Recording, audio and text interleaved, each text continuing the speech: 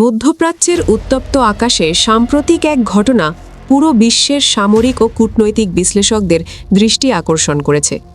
ইরানের ইসলামী বিপ্লবী গার্ড বাহিনী সাম্প্রতিক কাতারের আল উদ্দাইদ বিমান ঘাঁটিতে লক্ষ্যভেদী হামলা চালায়। এই হামলার মূল লক্ষ্য ছিল মার্কিন সামরিক শক্তির অন্যতম গুরুত্বপূর্ণ স্তম্ভ, একটি অত্যাধুনিক এবং অতি সংবেদনশীল রাডার ব্যবস্থা।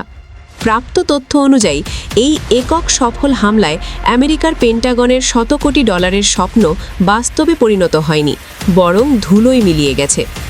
আন্তর্জাতিক সংবাদ মাধ্যমের রিপোর্টে বলা হয়েছে, এই হামলায় প্রায় $1.1 বিলিয়ন মূল্যের উচ্চ ক্ষমতা সম্পন্ন রাডার পুরোপুরি ধ্বংস হয়েছে। উল্লেখ্য, এই রাডারটি 2013 সালে কাতারের মাটিতে স্থাপন করা হয়েছিল। এটি মধ্যপ্রাচ্যে আমেরিকার আকাশ প্রতিরক্ষা ব্যবস্থার একটি অপরিহার্য অঙ্গ হিসেবে বিবেচিত হতো।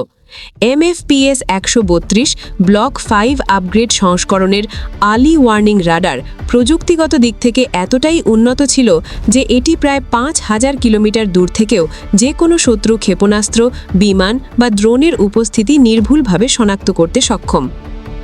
গত এক দশকেরও বেশি সময় ধরে এটি পারস্য উপসর্গ অঞ্চলে আমেরিকা ও তার মিত্র দেশগুলোর আকাশ সীমার সুরক্ষা নিশ্চিত করছিল। সামরিক এবং কৌশলগত বিশ্লেষকরা মনে করছেন, এই অত্যাধুনিক রাডার ধ্বংস হওয়ার অর্থ হল এই অঞ্চলে মার্কিন সামরিক গোয়েন্দা নজরদারি প্রায় সম্পূর্ণরূপে অকার্যকর হয়ে গেছে। কাতারের আল উদ্দাইদ ঘাঁটি মধ্যপ্রাচ্যে আমেরিকার বৃহত্তম সামরিক কেন্দ্রগুলোর মধ্যে একটি। এখান থেকে তারা পুরো অঞ্চলের ওপর সার্বক্ষণিক নজরদারি চালাত। তবে এখন এই রাডার হারানো মানে ইরান যে কোনো ভবিষ্যৎ ক্ষেপণাস্ত্র হামলা বা ড্রোন মুভমেন্ট শনাক্ত করতে মার্কিন সেনারা চরম প্রতিকূলতার মুখোমুখি হবেন। প্রতিক্রিয়া দেখাতেই বা রেসপন্স টাইম বৃদ্ধি পাবে, যা যুদ্ধের ময়দানে মার্কিন যুক্তরাষ্ট্রের জন্য কৌশলগত বিপর্যয় হিসেবে দেখা হচ্ছে। ইরানের পক্ষ থেকে এই হামলাকে জাতীয় সার্বভৌমত্ব রক্ষার চূড়ান্ত পদক্ষেপ হিসেবে অভিহিত করা হয়েছে।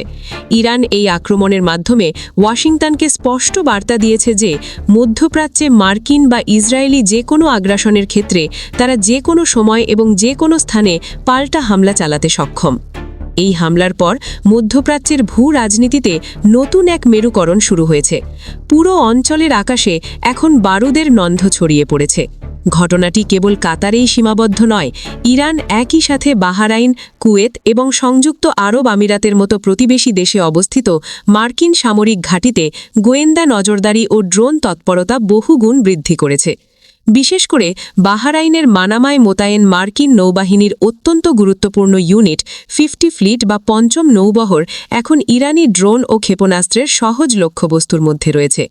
মার্কিন সামরিক নীতি নির্ধারকরা এখন এই আকস্মিক সামরিক সংকট মোকাবেলার পথ খুঁজছেন। তবে সমস্যা হল, এই ধরনের বিশাল ও স্থায়ী অবকাঠামো দ্রুত প্রতিস্থাপন বা নতুন করে তৈরি করা প্রায় অসম্ভব। এটি অত্যন্ত সময় সাপেক্ষ একটি প্রক্রিয়া। ট্রাম্প প্রশাসনের সময় থেকে শুরু হওয়া মার্কিন সামরিক শ্রেষ্ঠত্বের অহংকারকে ইরান কার্যত চ্যালেঞ্জের মুখে ফেলে দিয়েছে। সামরিক বিশ্লেষকরা মনে করছেন, এই হামলা কেবল একটি বিচ্ছিন্ন আক্রমণ ছিল না, এটি ছিল প্রতিপক্ষের প্রতিরক্ষা ব্যবস্থার গভীরতা পরীক্ষা করার সুপরিকল্পিত মহড়া। তারা আরও উল্লেখ করছেন, ইরান সম্ভবত দীর্ঘমেয়াদী এবং বড় মাপের যুদ্ধে প্রস্তুতি নিচ্ছে এবং এই হামলাই তার একটি প্রাথমিক সংকেত।